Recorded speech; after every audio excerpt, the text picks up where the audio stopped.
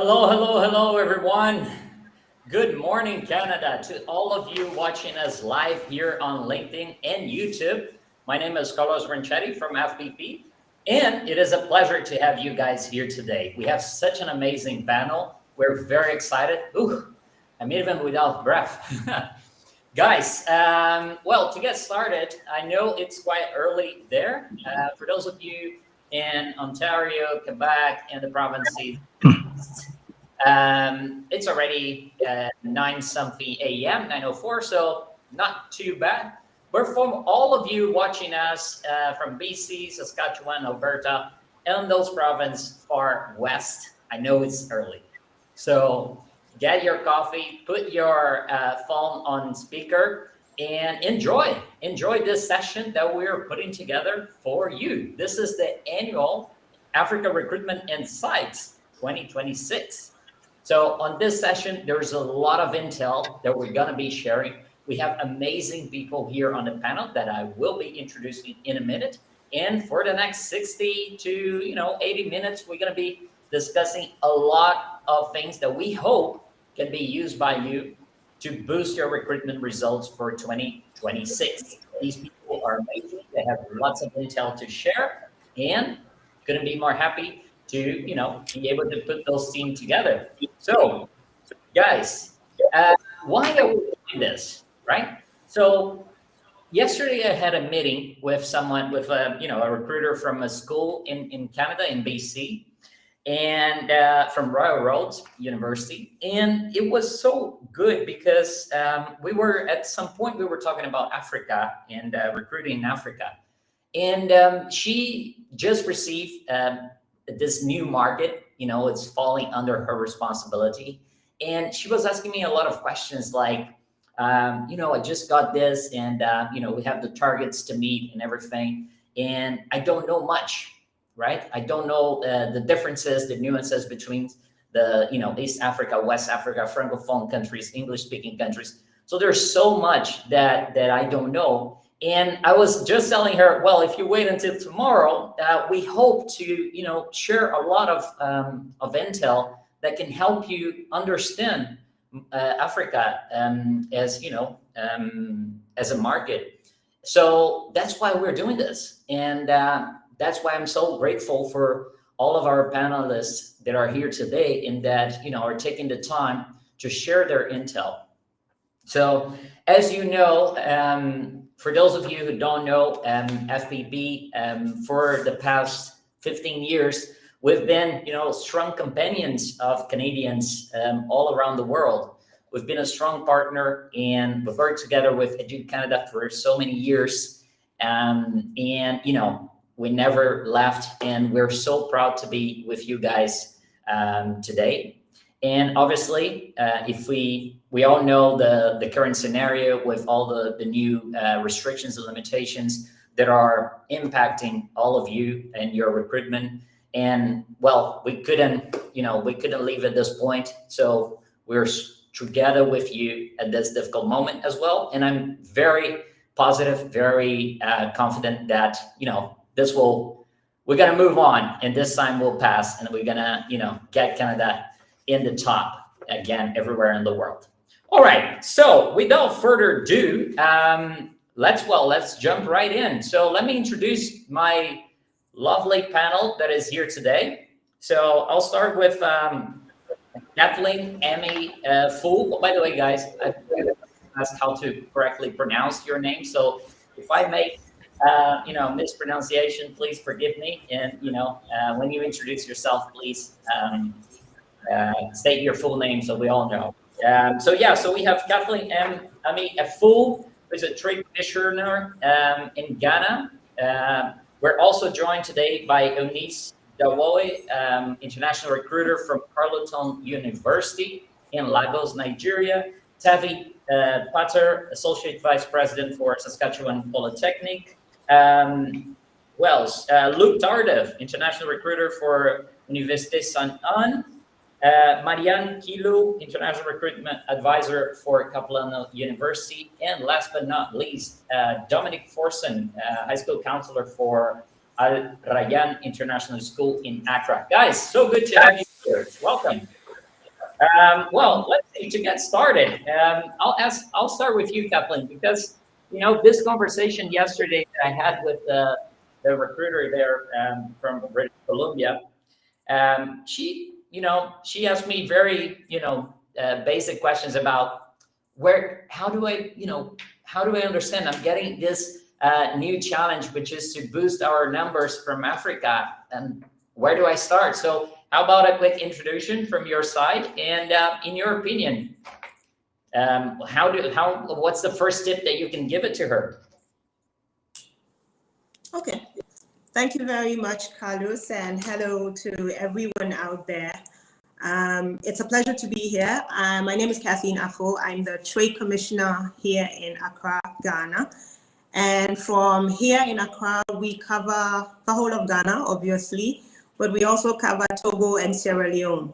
So we offer the service of connecting Canadian businesses, and in this case, educational institutions, opportunities in our markets. So to do this and to do this well, we are tasked to get to know our network very well. And I'm very happy to see Dominic on here. Dominic is one of my contacts in this market. And together, I will say that this market is rife with opportunity. How would Canadian educational institutions make it in this market? Well, the first tip I tell my clients who are looking at this is you first need to contact the Trade Commissioner Service, because this is why we're here. It's our bread and butter to get to know the market so that we're better able to advise you on where to put your money. Number one, get in touch with us, hear what we have to say. We're able to connect you with high school counselors. We're able to connect you with opportunities in many different sectors and institutions. And I'm sure we'll come to this a little later on in the discussion. But this is my number one. My number two will be to visit the markets pretty often, because as it turns out, Canada has become, I've been at this job for almost now in different capacities. And in both my capacities, I have noticed that education is picking up really quickly. One of the things I keep telling counselors in this or recruiters in this market is you need to visit the market at least twice in a year. It doesn't matter as part of a delegation. It doesn't matter if you're coming by yourself. And once you're getting in touch with the contacts that matter and you're connecting with the Trade Commissioner Service, your work is half done.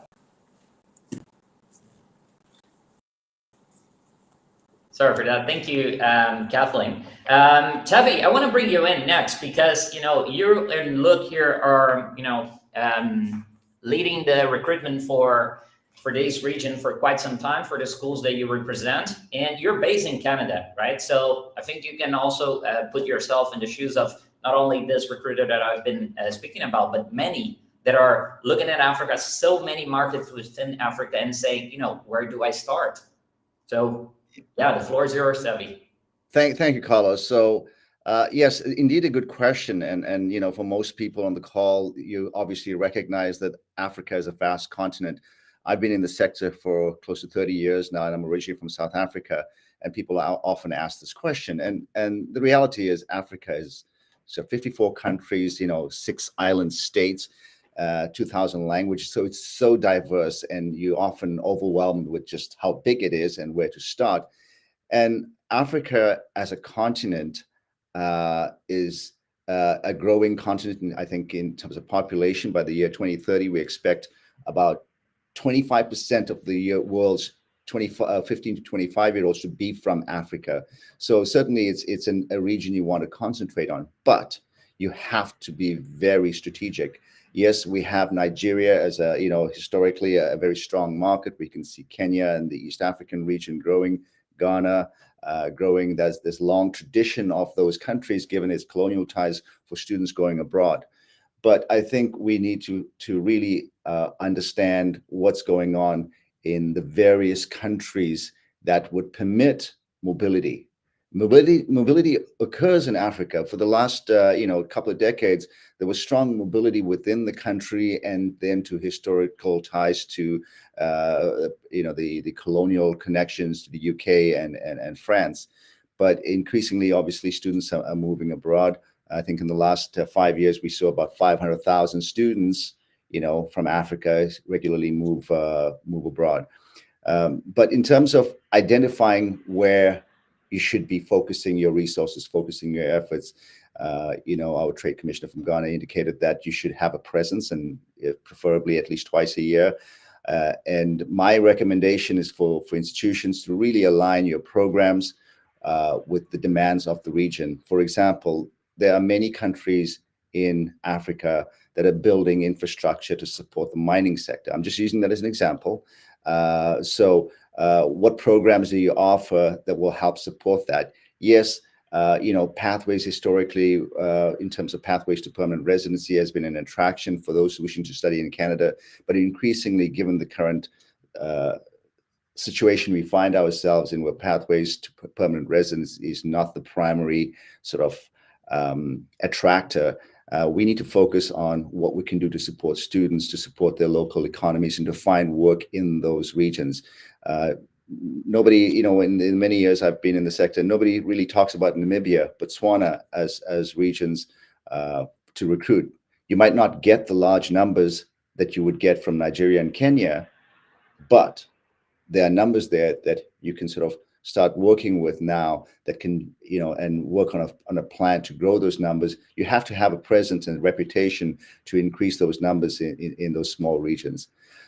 So, that's my sort of introductory comments to working in the continent. But once again, I would encourage people to think about Africa more in terms of regions and localized regions. Yeah, absolutely. Luke, just like Tevi, you've been, joining this market for quite a few years already. We've seen each other in Morocco last year. You also joined us in a couple of other events in Africa as well. I guess part of we're going to be exploring a lot, the difference, how better understanding the market and its peculiarity as well. But how, if we look internally into Canada, right? And see all of the phase that you're finding yourselves now as recruiters, with sometimes budget cuts across the board and, new targets to meet. So the pressures are still there. How are you looking at 2026? And especially, looking at this, such an important market as Africa? How am I looking at 2026? Right now, we're looking for some stability, I guess. It's all the changes have been sort of overwhelming. We've had to adjust to everything. Basically, all numbers went down, and now we're focusing on a few markets at the moment. I've been doing this for almost 20 years now, and we've gone to a lot of French-speaking countries in Africa.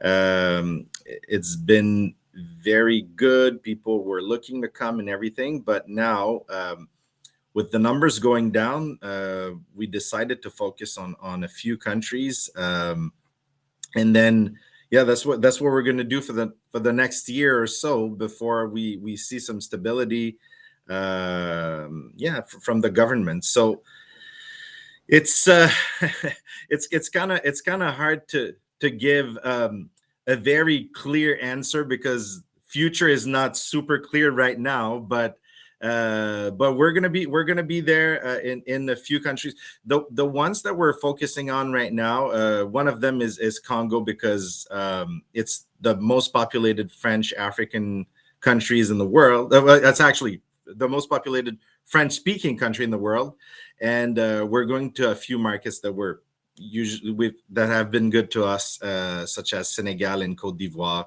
and then we're going to go from there. I don't know if that answers your question, but yeah, absolutely. I mean, the first topic because we built today's topics based on what we heard from schools, right?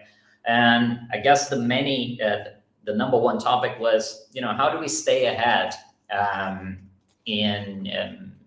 during this phase, so we don't lose ground in such an important market, right? Even though we're going through restriction phases with budget cuts and limited number of students we can accept, how do we make sure that we don't lose ground? And it is on that sense that I want to bring out our next guest, Eunice, because Eunice, you are on the ground there, right? So I'm curious to see, with all of the situation happening in Canada, what is the message that is getting there to students that you've been seeing? What are they hearing? What are they asking you? And how accurate has the message been? Okay, so awesome. So for us here, I think one of the things that is in the mind of the people is the fear of the unknown with what is going on right now with government, the policies coming in. And I think for us, what we have been able to do is that we have stayed consistent. We have been more proactive. We are ensuring that we are accessible to our students. And I think that is one of the key things for us here, because they want to know, the student want to know that you are available to answer their questions. It can come in any way or form, but at the same time, what the main focus is that you're able to answer questions that has to do with the fear of the unknown. So we have stayed consistent with the student. We are able to answer the question, guide them through whatever stage they are in the application process, for example, ensure that we give them full visibility, full transparency as to how they can apply coming to school or coming to Canada as a whole. So I think that's it. Thank you. Dominic, different from the rest of the panel here today, you're playing neutral, let's say, because your role as a high school counselor and career advisor, if I'm not mistaken, for a major school in Rayan International School, right, in Accra. So I guess part of what is most schools are curious about is, what I ask to Eunice now, which is, what is the message that students are getting from Canada as of now? Because, they are everywhere on social media, but we don't know like the channels, the sources that they are using, and we don't know exactly what is the message that they're getting, right? Is it that, Canada is closing up its stores? Is it not exactly? So I guess your perspective on this, since you are every day interacting with students, are very valuable for us. So what can you tell us? Right. Thank you so much for having me. We have our students and parents' ears on the ground, to say in the least. They are watching and listening with the news happening around the globe and making decisions based on those information. So when the immigration regulations came from Canada, that they were going to have caps for most of the schools there, parents and students were quite agitated and were not too sure whether this would affect their immigration, visa acquisition after admission. And so most of them were beginning to revise their notes. Should we go to Canada? Should we look somewhere else? Or what would be the best options, and what are our needs, and what are they available to provide for us? And so most of the time, counselors like myself will come in handy in sharing some of these information. And what really helped was that most of the representatives of the various universities were, upfront and proactive with the information. For instance, clarifying what the myth may be about some of the information that students may not get right on the internet. So yeah, getting fact-filled information from counselors, university reps, and persons like Kathleen, who is also helping students with their visas, really help in demystifying some of the information that are going on there. One of the most things that parents are looking at for would be, I would say, co-op programs, life after school. Are we getting just theory-based learning education, or are we also getting some exposure with the practical learning experiences and how enriching the learning would be for the students? So I want to begin with that and then share more later when the conversation progresses. Perfect, thank you.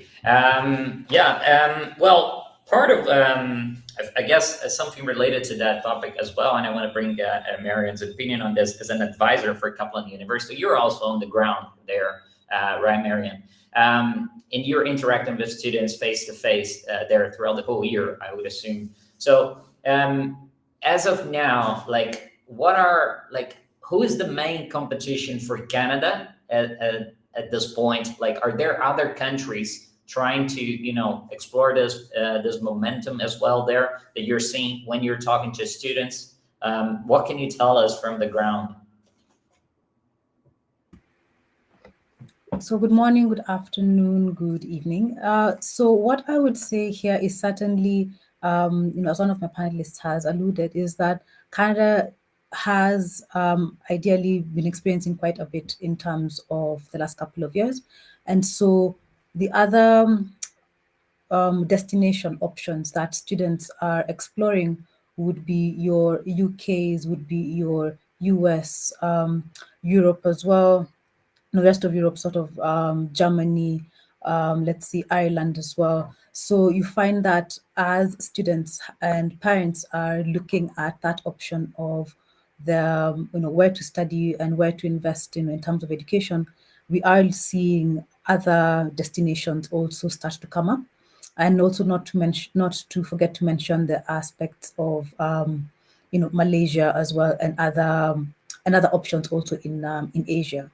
So you find that while Canada traditionally has held a strong position within the options for international student destinations, we are facing quite a bit of competition from the other destinations, as has been noted with the various numbers over the last couple of intakes, as Luke did mention as well.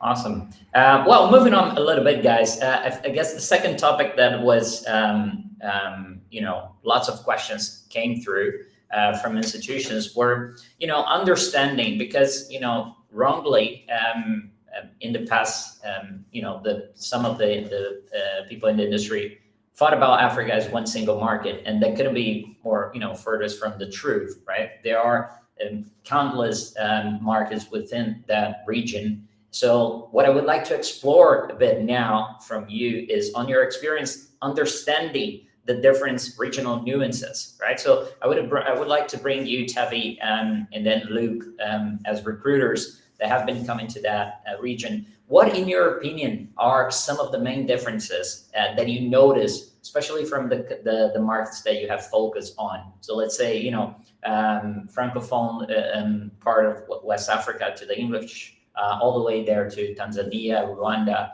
South Africa. So what can you share in your experience that you've noticed as differences or similarities between them that would be useful for these new recruiters to know? Tevi. Wow. Yes, good question. As I'd mentioned, it's such a diverse country. And what are the things that distinguish one from another? As I'd mentioned, there's the economies are very different. So one has to look at growth potential there. What's the current GDP? Is there huge investment in terms of infrastructure that signifies that there's going to be people not only from within the region, from outside the region, sort of moving into the country, that then creates a market for parents who want to send their kids abroad.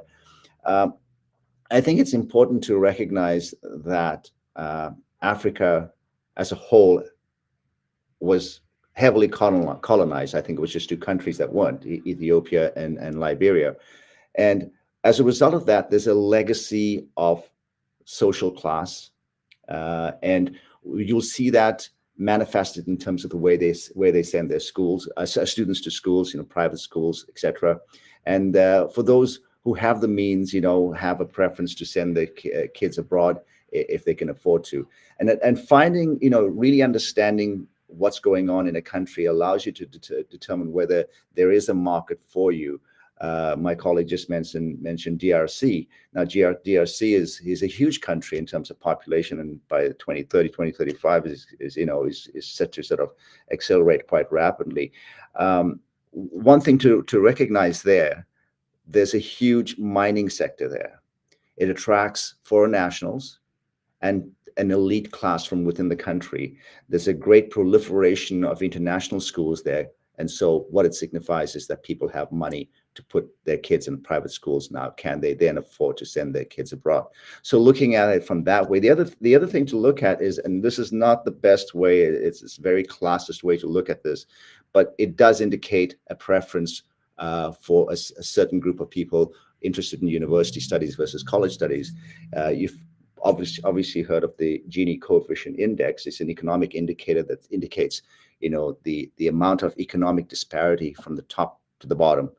And you look at countries with the highest inequity in Africa, South Africa being one of them, and DRC being another one.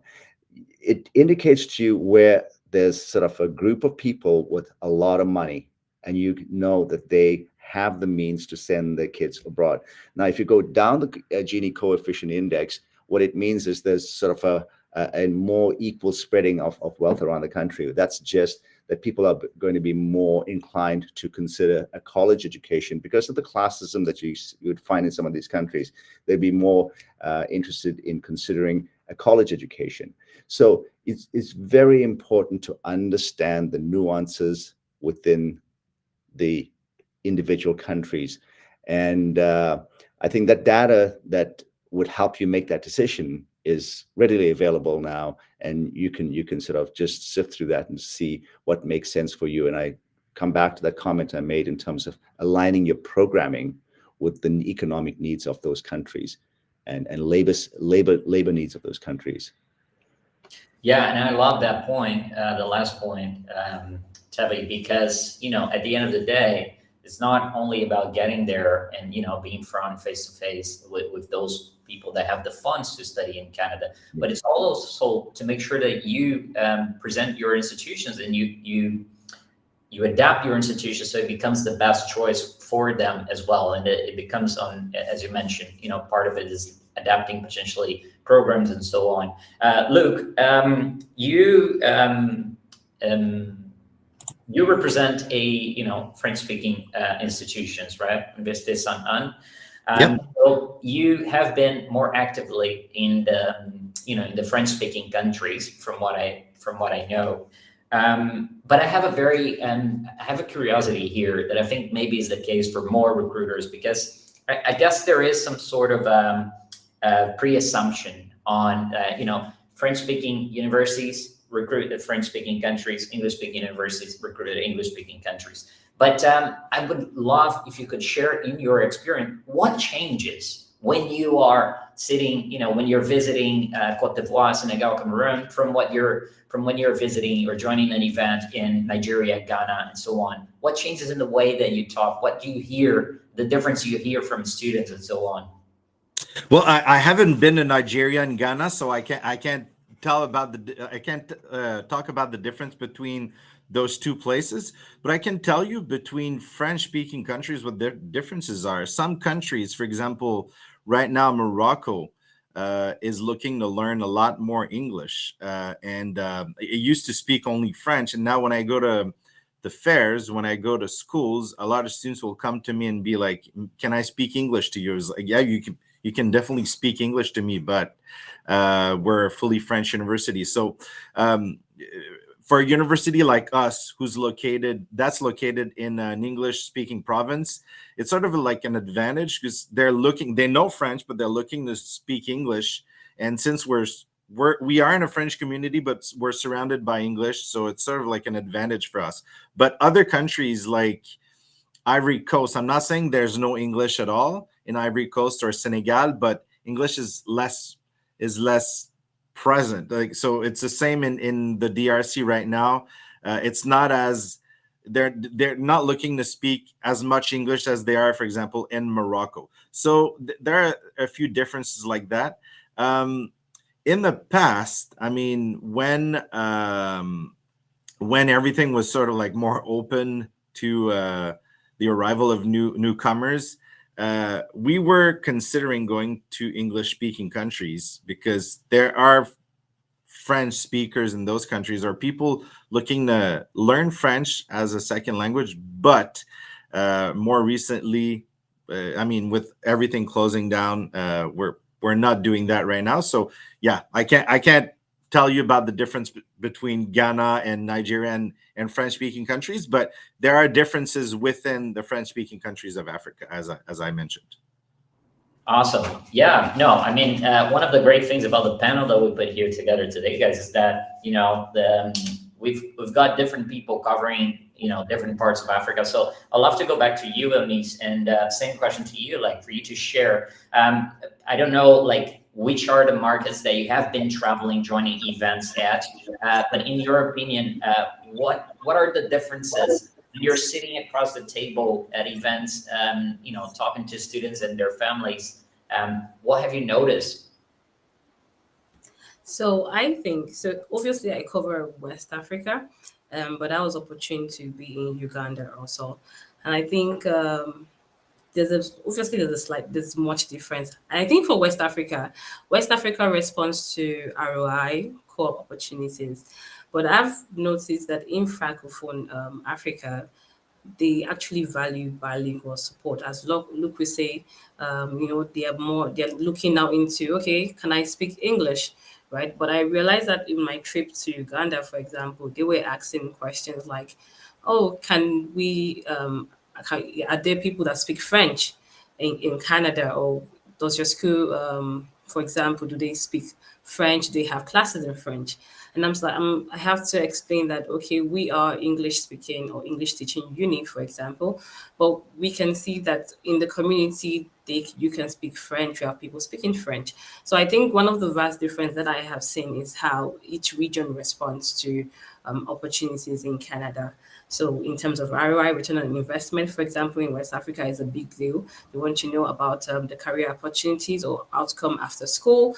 Francophone Africa, for me, they are more bilingual support, or they are looking for a strongly STEM driven programs, for example. Yeah. Awesome. Kathleen, now, one other, before we go on to Marianne, one other thing that, you know, worries and has been, you know, an issue in the past for institutions and for students especially, is the visa approval rates, right?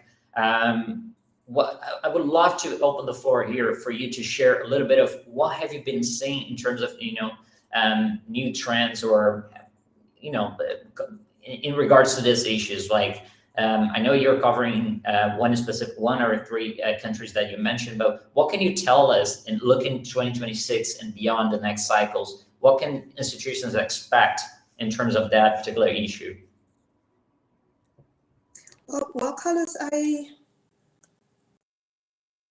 I'm to do any numbers specific for visa approvals because they might not be accurate. I don't handle visas. What I have, maybe statistics from a couple of months ago. What I know for sure is that, from what I'm hearing from recruiters, visa approval rates improving. And I hear this not from a few schools, I hear this from quite a number of schools. So it's definitely, you know, action in the right direction. And yes, I do cover Ghana, I cover Togo as well, which is a Francophone country. One of the things that I can definitely agree with, I think it was Luke who said that there is a yearning for English studies. So English language studies is coming up really strongly. I know that in Ghana, for instance, French is not obligatory. It's not, you know, a requirement for you to get your high school certificates, for instance. I know that in the Francophone countries, especially, okay, let me speak for Togo, because it's Togo, I know that in Togo, you need it to be able to get your degree. I also noticed one of the main differences between these two countries, that on the French side, they have a 3-year back program, And on the English side, it's 4 years. And this has some opportunity for articulations in this market. So we're seeing currently we have in the works 2 articulation agreements that are just about to get for +1, you know, so they would finish a 3-year program in a francophone country, but because on the English side in Canada, it would need to be 4 years, we're creating an opportunity for a 3+1. And my hope is that we'll be able to, if and everything checks out, we'll be able to push it further and do a 3+2 or 3+2.5 and see if that works quite well. So I'm sorry if I disappoint on your visa question, but I also hope that I did bring out an opportunity for Canadian educational institutions to harness in this market. Absolutely. No, thank you. No, the idea is for us to share, you know, the intel we have that we believe will be most useful for Canada, for Canadians looking at 2026. Marian, I want to open the floor as well for you on your perspective, because from what I remember, and correct me if I'm wrong, you're in Kenya, or so you're in the other side of Africa, and lots have been said here on the nuances and the differences in West Africa. So what can you tell us? Which markets have you been going to for Capilano, and what differences have you noticed that would be relevant for, you know, new recruiters going to Africa in 2026 to know? So in addition to Africa being, you know, very vast, you know, and diverse, so East will be different from West, will be different from North and South.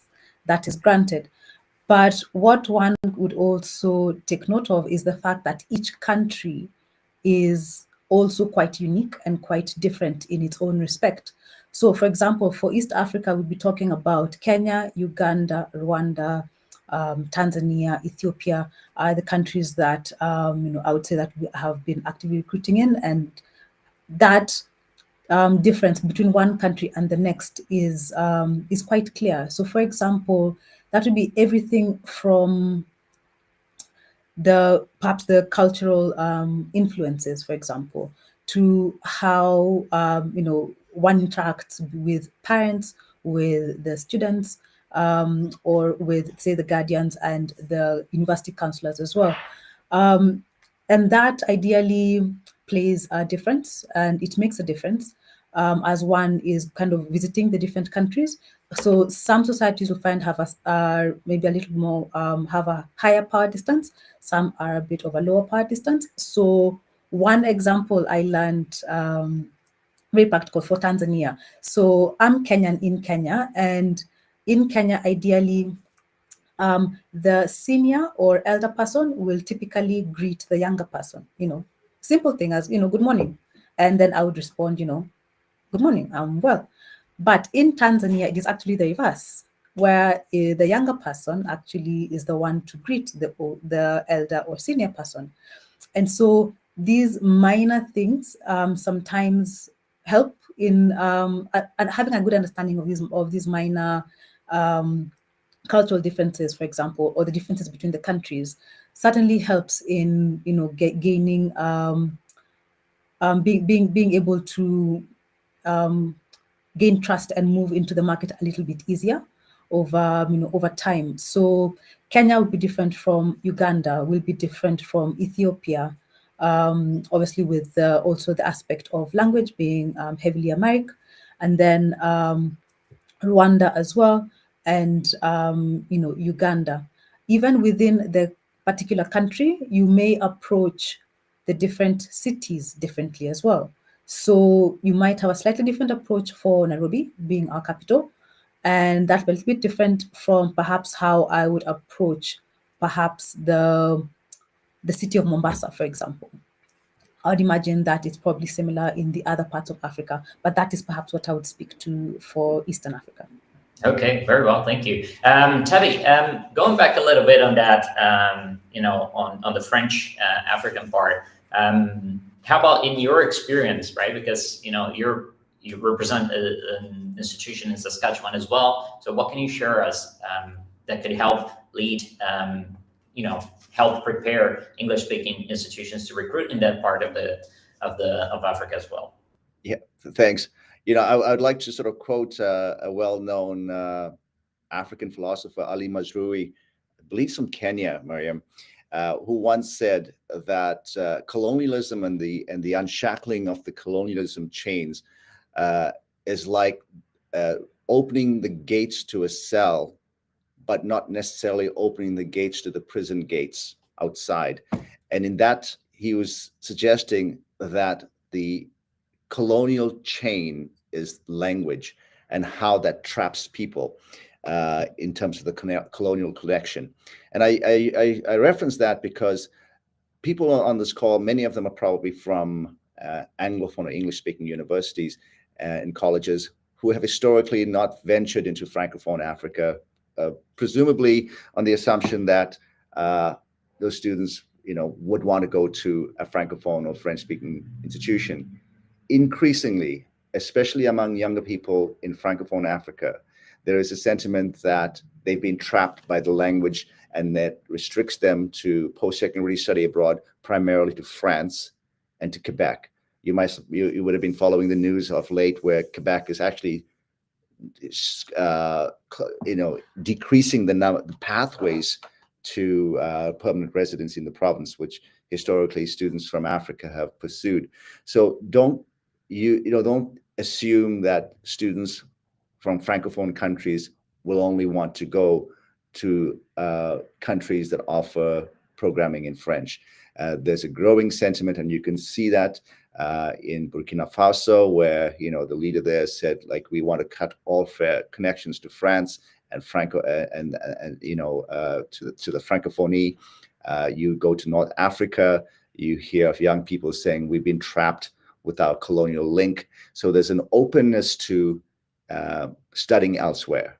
So I think for Anglophone universities, colleges, I think it's a good opportunity to sort of start moving into those niche markets that we talked about earlier on.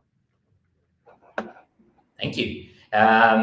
Couldn't agree more. Now I want to bring back Dominic to move on a little bit on a different topic now, which is something that I would perhaps is the most valuable intel that schools that are getting ready to go there in 2026. By the way, everyone, for those of you watching, I put a QR code here. It contains the dates and details for our FBP tour in Africa in 2026. So scan the QR code to get information on that. Dominic, one of perhaps the most valuable intel for recruiters, Canadian recruiters, is perhaps really understanding what persuades African students, right?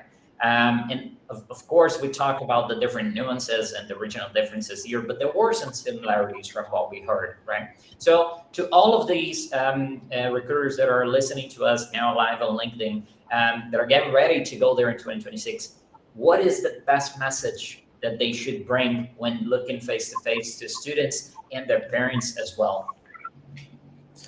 Great, thanks. That's a great question. I'd like to emphasize on return investment.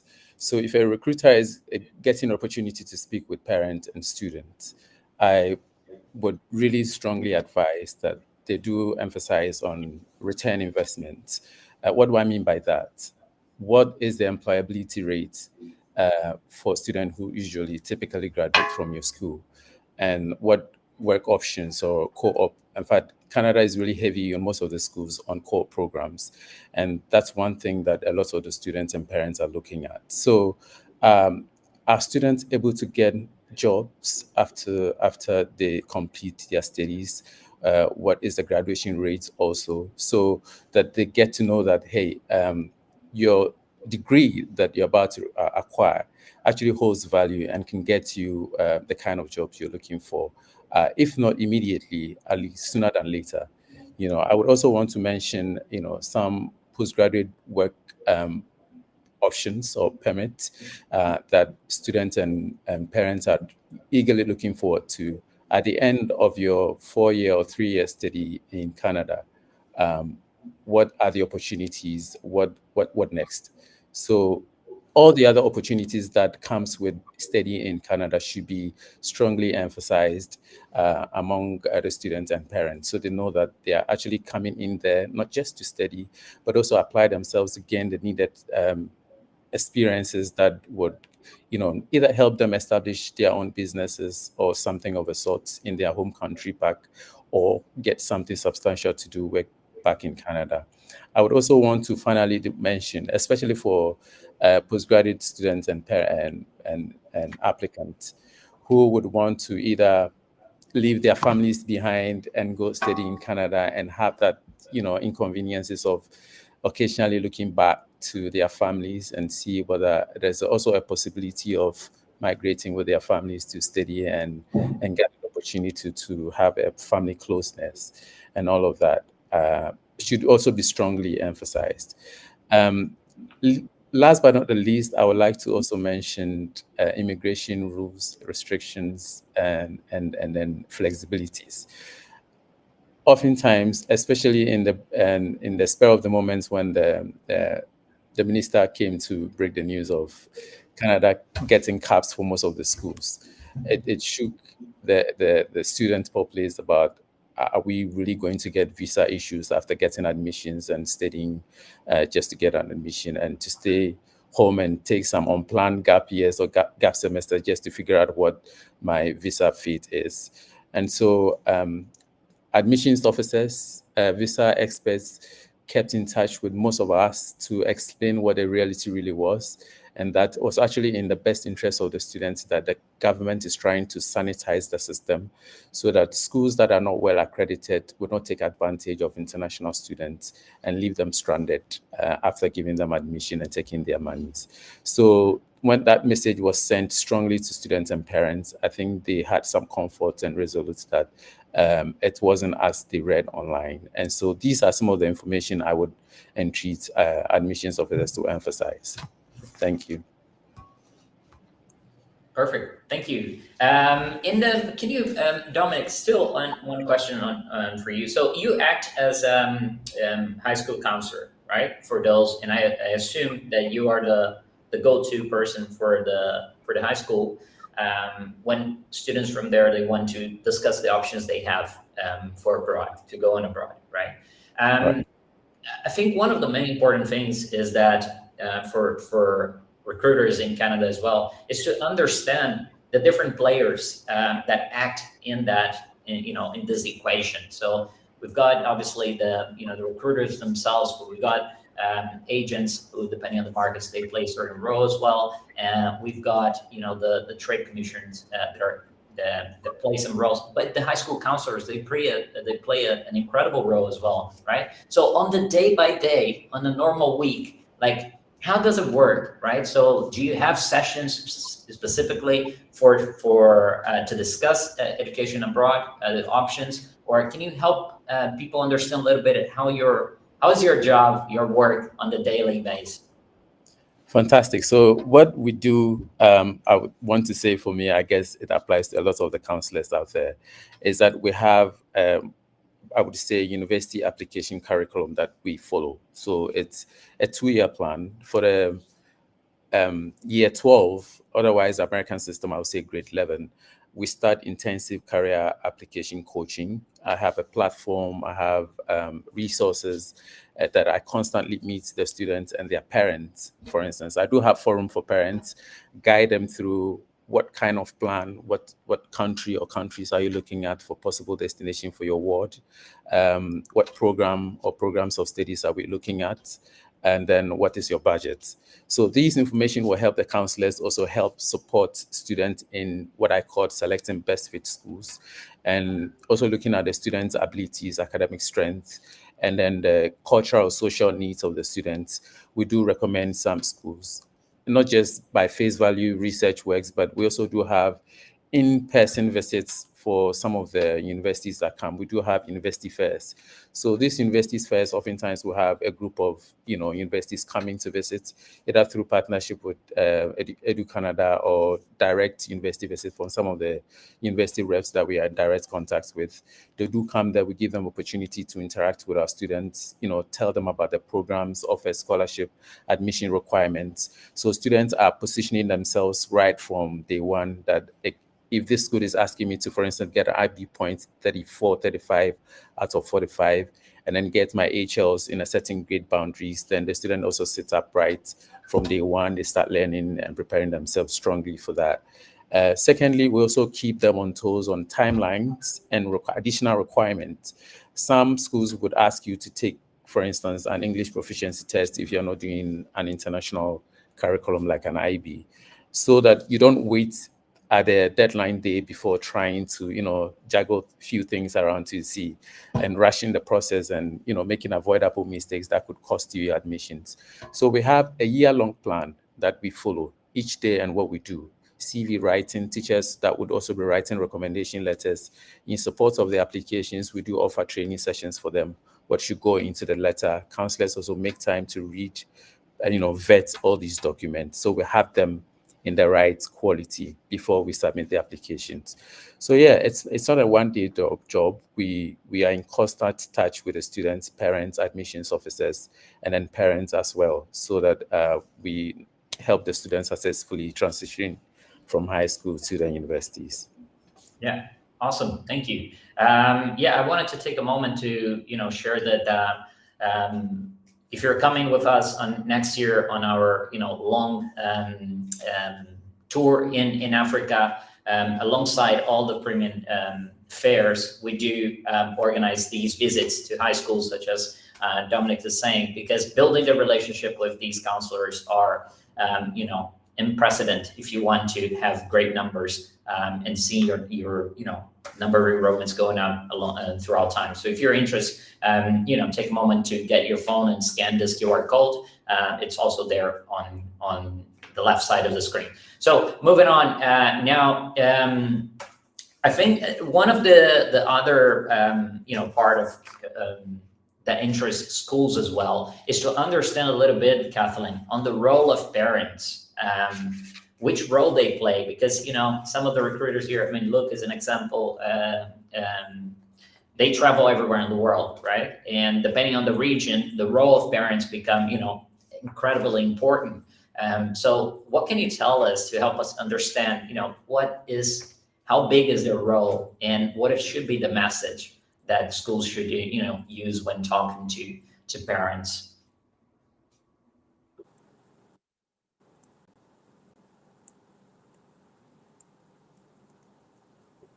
Oops, can you hear us, Kathleen? Oh, I'm sorry. I didn't was directed. Okay, so parents, yes. So parents play a very important role, and we need to understand that I do get that in different markets, this role sort of switches. In Ghana, I must say it's a very important part of the whole decision-making process, such that advice I give to recruiters is basically to connect with high school counselors, connect with your agents in the market, connect with other institutions who might be coming into the market at the same time as you, because what you want to do is make Dominic's work easier. To make Dominic's work easier, you would need to leverage the presence of other Canadian educational institutions who want to visit Dominic's school.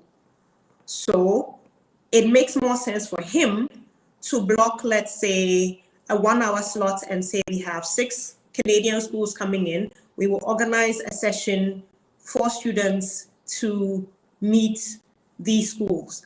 Now, it becomes even more important to connect with agents and high school counselors in these markets, because you want to do this planning in such a way that you're organizing this session at a time when parents, it's either a parent, parent-teacher association meeting, or or a fair at school or one event or another that brings parents in. If it's a regular school day, it could happen around a time when parents are coming in to pick their children up. So once you understand this dynamic and you play it into your planning, it works flawlessly. The other thing I wanted to highlight in how Canadian educational institutions should pitch themselves in this market is the use of, let's call them alumni ambassadors. You want to identify, and I know it's a lot of work, and international recruitment will send me WhatsApp messages after this to ask me why I'm increasing their task. But what you need to do is you need to identify one alumni per country serious about. This is priority countries. If Ghana is a priority country for you and you don't have a Ghanaian alumni who is speaking with parents and with high school counselors, you sort of have a problem there. If you're going to the Nigerian market, Nigeria is a big market. You should consider having maybe 2 ambassadors, 1 female, 1 male. And what is, you're selling your programs, your courses, but it's more comforting for a parent to see an alumni who has succeeded doing a program at your institution, telling them their experiences, explaining to them what student support services are available to their ward. Because what we have here is a collectivist culture. So it is parents who might be reluctant to let go and let their children go and experience what's out. It's not common as it would be in Canada or in parts of our world to just, let go. The market in Ghana, the international market in Ghana is such that a lot more students, potential students or prospective students who are looking at graduate study than at study, which is why when you come into this market to do recruitment, one of the key things I tell you is, depending on where you want to focus your energies, are you looking at graduate study, are you looking at undergrad, would determine which strategy you're meeting in this market. Because this market is largely graduate study focused, if you're looking to focus on undergraduate recruitment, it will be wrong to rent a hotel and organize a general public kind of fair. That would not. You would need to target the high schools because that is your key market. That is your target region, so to speak. So again, the Trade Commissioner Service is here for you. Our services are completely free, and we take joy in extending our network such that I have constant communication with agents in the market, but also with high school counselors. And it's okay if the institution does not want to use agents. We're still here to help them know this market. We're able to make the necessary ends to Dominic and his colleagues in different schools. And so please take advantage of it because we are here for you. Thank you. Absolutely, thank you, Kathleen. I want to bring you back, Eunice, because as Kathleen mentioned, and the rest of the panel also mentioned, if you want to have solid, let's say, flow of intakes of applications and enrollments throughout the time, it's a combination of factors, right? You need to be on the ground. You need to work with alumni. You need to, build your connections with high school counselors like Dominic here. So there are many things. So as an advisor for the main office in the school in Canada, what were your plan of action that you suggested to them that you could share here that perhaps it worked really well in the past? So for me, I had to say we need to show up more. So I think for this part of the world, then you need to, for lack of better words, be in their faces. So my KPI is for the undergraduates. So, and as Kathleen has said, African market is largely graduate studies, right? So for undergraduate, I have to say we need to show up more. And when I talk about showing up, I'm talking about targeted events in fairs, go to schools like and meet people like Dominic, digital platforms, school visit presentations. As of today, I just arrived from a school event, so I had to sit down with my team and say we need to show up more. We need to have specialized marketing tools for this part of the world that is the same but quite different and caters to what we need here in this side of the world. So I think in this current cycle, we have showed up more. We have started earlier application cycle. We started as early as August, September to try to reach out to schools. We have started early application process. So I think for me, with my team as a whole, it's just about showing up way more. Perfect, thank you. Tevi, I want to open the floor for you as well to share your holistic approach in the recruitment process. Because again, traveling there is an important part, building the connections from the ground, visiting schools, partners and so on. But in your case, what was the system that you could share that you put together that throughout time show great results? And also, I want to open up the floor for another topic that we explored later on, which was the visa issue in that market. Like, how do you approach that as a recruiter when you look at where to put your money at? Thank you. I want to pick up on Kathleen's point about engaging with counselors. I think it needs to be recognized that Africa as a whole, when you look at the agent network, it is not as robust and sophisticated as one would expect it to be given the size of the continent. Many of the agents that we have, if you go to, say, an ICEF conference and, etc., you'd find that most of them are from Nigeria, maybe some from East Africa, but not a whole lot from the other parts of Africa. So it gives us an opportunity here to really make those connections individually as institutions with counselors that Kathleen alluded to. So I think it's important given the changes that we work directly with with the counselors to really articulate clearly what the situation on the ground is, because I think the perception given the recent changes is that we're closed for business, but this is an opportunity for us to really engage directly with counselors. In terms of our approach, we have two regional representatives, one in East, one in West Africa, that cover a number of countries.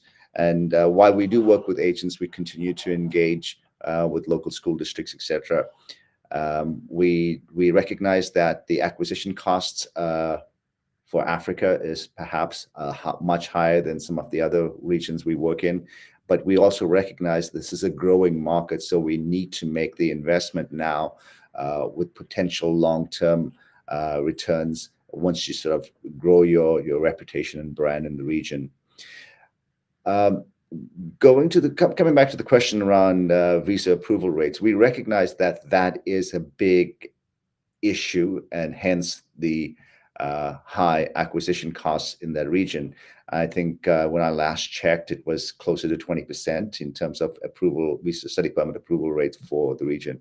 And we need to take another approach. Historically, we've seen that we engage with agents, counselors, and we just received applications with the goal of admitting. That is no longer viable. I think we expend our resources internally just trying to get students admitted, but the challenge is getting them through the next hurdle, which is the study permit. I think it's important for us to sort of do some preliminary work in terms of not necessarily screening out those students, but more screening in the students who have the potential to be eligible for a study permit. And I think, you know, we can develop toolkits to sort of rank or rationalize those applicants in terms of their eligibility. One of the biggest hurdles to acquiring a study permit in Canada, as you know, especially for students from Africa, is the proof of finances. And oftentimes students do have the finances, but they don't necessarily show it in the way that the visa officer wants to see it. So you can do some work there, statement of purpose. And there's a lot of things that I think we can do as institutions up front to ensure that we're getting students who have potential to acquire a study permit rather than focusing on admission. You know, I think historically that was the goal, getting the applications, high volume applications, and then get them through, hope that they'd sort of get a study permit. I think we need to shift our focus in terms of recruitment in Africa because of the challenges we've had in terms of study permit approval. Interesting. Thank you. I want to bring Marion back to the conversation here, Marion. One of the fundamental part of the recruitment process, if we're thinking about the decision process from the student perspective, is the follow-up, right? After the interactions, after face-to-face. So let's say, you know, you join a fair, you speak with, you know, dozens of different families. In your case, what are the tips that you can share on the follow-up process? Because again, if a student comes to a fair or if a student comes to any interaction, they will probably be reached by, you know, many different universities and teams, right? What is the secret sauce that you can share that you do or your team does in terms of follow-up that for you it works really well? I think the major thing I would highlight here is being there, right? So having that quick response, for example. So just by virtue of perhaps a student might be in, you know, one time zone and that's essentially sending an email to someone a different time zone. So trying to reduce that turnaround time in terms of providing the information that is required. Also, like was mentioned, is being able to speak to that person, you know, as a follow-up, for example, in person. If that's not possible, maybe having a virtual, you know, meeting where you do get to see each other, you do get to put, you know, a name to the face and kind of continue to build that relationship. I think these are some of the things that do work well, and also being a point of reference as has been highlighted, is that sometimes the information that is clear, that is accurate, might not be necessarily as easily available to parents and students as one would imagine. And so if a student perhaps has a question, maybe they found some surprising information on a different, maybe social media channel, and they want to seek clarification, they know that you are available to be able to answer that question and be able to clarify, being that point of contact, for example, with the institution. These are some of the things that I would highlight as being key in terms of building that relationship and being able to support the student right from the first day that you meet them, when at that fair, all the way until they get to campus, they do their orientation, and even into their first semester and into their year. So having that long-term relationship in mind, just beyond the numbers and enrollment, as has been highlighted. Perfect, thank you. I want to take a moment to encourage everybody here in the audience that are watching. We have quite a few crowd here watching us from what I'm seeing in the numbers on LinkedIn. So thank you. First of all, thank you so much for letting us be part of this morning. And I hope that you're finding the session interesting. We're now getting closer to the end. I just wanted to bring Luke back here, and Luke, could you share perhaps complement something, because the follow-up process is It's so relevant. So on reality, right? When you go, you travel for the fairs. When you're back, what do you do that you could share as as tips that have been working well? Well, as a someone working for a very small university, I think what's worked the best for us was to be very personal. I think personal relationships, from my experience in the whole continent of Africa, people are looking to talk with actual people, and that's something we're able to provide as a small university because we don't have thousands of students. There we have 500 students, so that's what we do. Like I do have conversations, personal conversations. I'm the point of contact at the university. I do talk to students. I'm there to welcome them when they get here. I speak with families. I speak with the parents.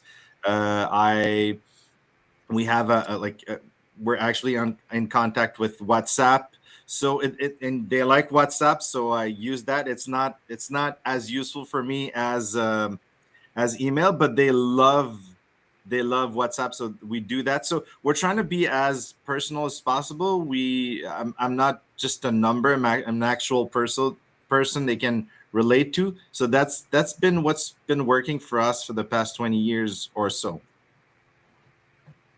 And before we move on, Luke, when we had a first call for in which I invited you to join here, you mentioned something interesting as well, because in terms of like selling your destination, you mentioned I'm selling a village, right? And I found that very interesting because perhaps the main destinations when people think of studying Canada is Toronto, Vancouver, Montreal, and so on. But both you and Tavi here and some others, they are actually selling other destinations. So how do you do that? How do you make sure that you sit across and you hear, oh, I wanted to go to Toronto or Vancouver. Actually, you should consider this. So can you share a little bit? Because many of the people watching us right now, their schools are not based in those main places, right? I've never been trying to convince them not to go to city. Like if someone says, I really want to go to a large city, I'm like, we are in a village. We're in a huge city. But sometimes they'll ask me like, what are the advantages of being in a village? Well, and that's when I can tell them like, I don't own a key to my house. You can, I mean, I'm not saying there's no crime, but crime is very low. You don't have to be scared for your stuff. You don't have to be scared for your security. I mean, Canada in general is a very safe country, but I think we would be one of the safest zones in a very safe country in general. Also, you're going to know your professor. You're going to know the counselor. You're going to know the president of the school. You can sit down with anyone and ask her questions. So if you're looking for personal relationships, I think that's a very good selling point for us.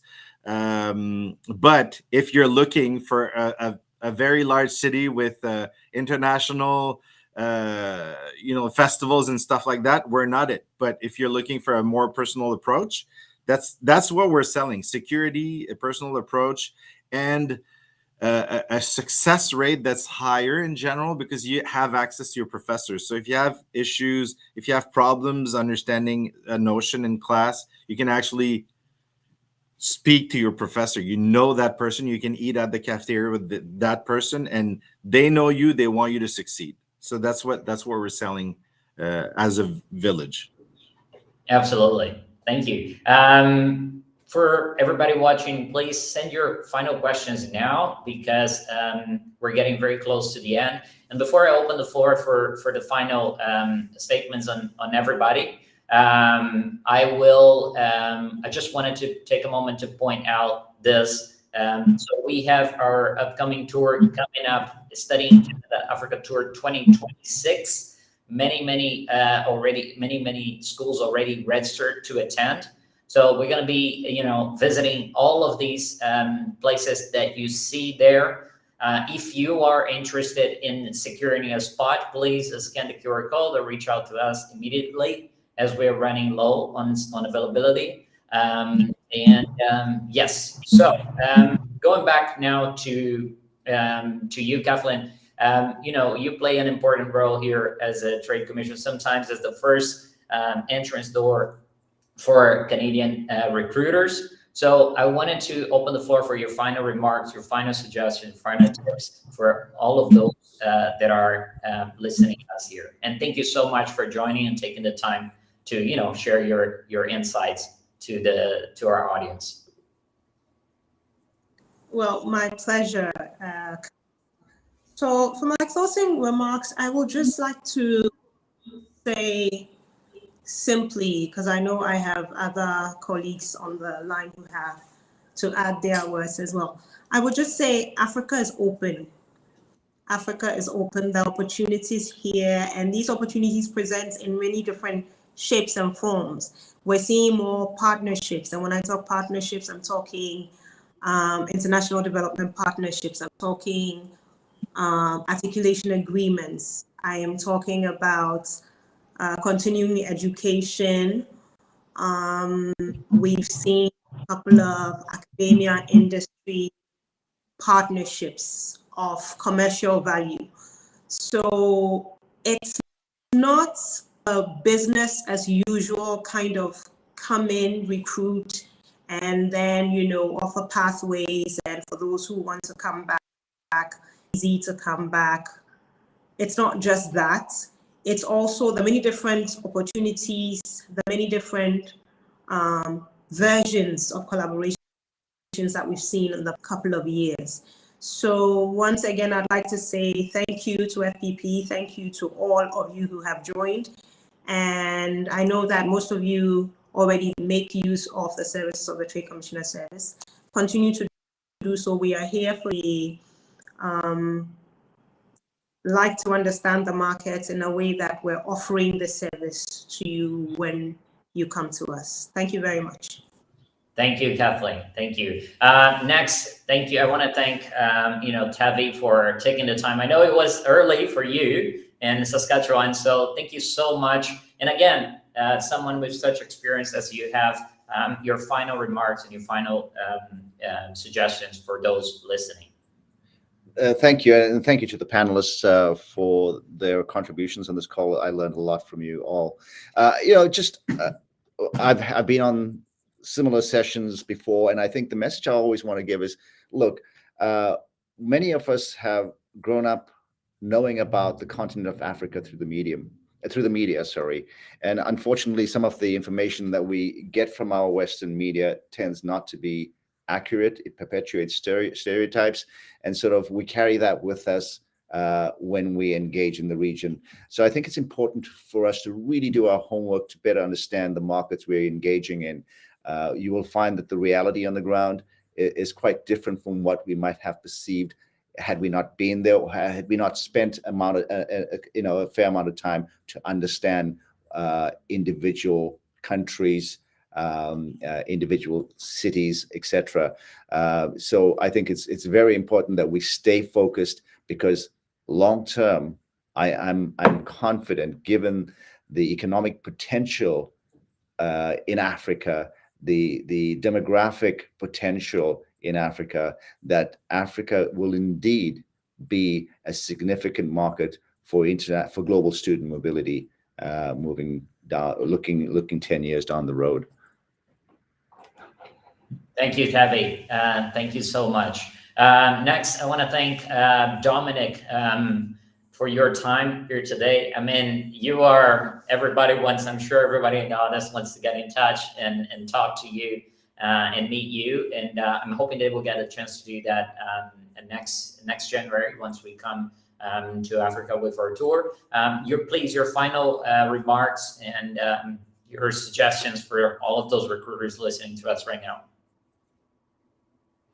I think you're muted. Yeah, thank you so much for the opportunity. It's really a pleasure to share the insight into the African market.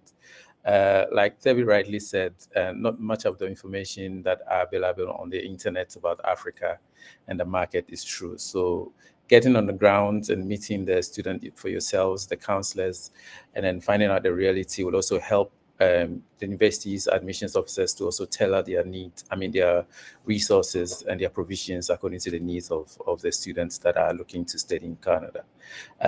Right, so we are also available to share any information that you may need to revise, your statements online, or print, flyers to circulate as much as possible. So thank you for having me, and I'll be available at your doorstep each time. Thank you. Thank you, Dominic. Next, I want to bring Marian. And Marian, thank you so much for contributing. You brought the perspective of a different part of Africa, and that was very valuable. And we hope to see you next January at our tour when we are on the ground there. So again, your final remarks, floor is yours. Yeah, I would just highlight the importance of relationships and the long-term view here. So that would be perhaps the one that I would underscore.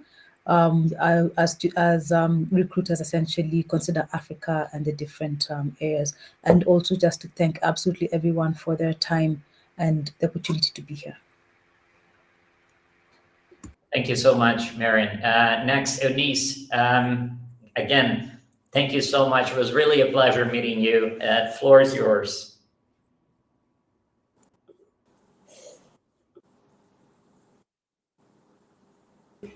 Okay, hi. So I just want to say thank you so much for this opportunity. As others have said, Nigeria, Africa at large is really a big market. It's a multiple market. So I think for me, for recruiters coming, I want you to know that this student wants real experience. They want real outcomes. So when you're coming into this market, come with that reality that you're coming to give the student real experience. You are going to provide real experiences for them. You're going to provide real outcomes, the reality for them. So come with that mindset. I think that would be my own thought. Awesome. Thank you so much. And I hope to see you soon, Denise. And now, last but not least, you, Luke. Thank you so much. And I don't remember if we're going to be seeing each other in a couple of weeks in Morocco. Yeah, we will. Yeah, I'm leaving Saturday. Yeah. Oh, great. I'm actually flying tomorrow as we have our events in Europe, and then I'll be going to Morocco. So we'll see you in Marrakesh there. But again, floor is yours. Thank you so much for sharing all the insights you had. Yeah. Well, thanks for having me. I guess my last word there, wisdom, would be that, like, I think the biggest asset of Africa is human warmth. So if you just connect with people, I feel like your recruitment's gonna be very good, because so you just blend with the people, get to know people, and everything's gonna be great, I guess. Absolutely. Luke, thank you so much for your time here, and I hope to see you next time. And to all of you who have stayed with us here, thank you so much for listening. Again, part of what we do at FBP, more than just bringing you closer to your target audience in those markets via events, in-person, virtual, high school tours, and so on, it's also to bring the right intel, valuable intel, that once you come with us to those tours, you get there much more prepared. So again, FBP and Canada has always had an important relationship, and we're going to be together now as good companions, going through this difficult phase, and we hope that we can look back at this and say that we were able to move together and pass on these restrictions and these hard times, and get into much better places. So to all of you, again, one last time, I'm going to put here the details of our tour in Africa. So we're kickstarting our tour in January 17 in Dakar. So we're starting the French in the Francophone countries in West Africa. So you see there Senegal, Côte d'Ivoire, Cameroon. Then we move on to Rwanda, Mauritius, Kenya, Tanzania, Uganda, and we finish in Nigeria and Ghana. So there are many different markets. If you have questions, if you have curiosities on, building the right tour for you and for your institutions, myself and my colleagues here at FPP are more than happy to jump on calls and put together a great plan for you all. So we hope to see you again. Please hurry, because we're filling the last spots as well for the Africa tour. So do your best to register in the next 1 week or two maximum to make sure that you guarantee your spot. Thank you all. Have an amazing rest of the day, and stay tuned, because there'll be more sessions on new regions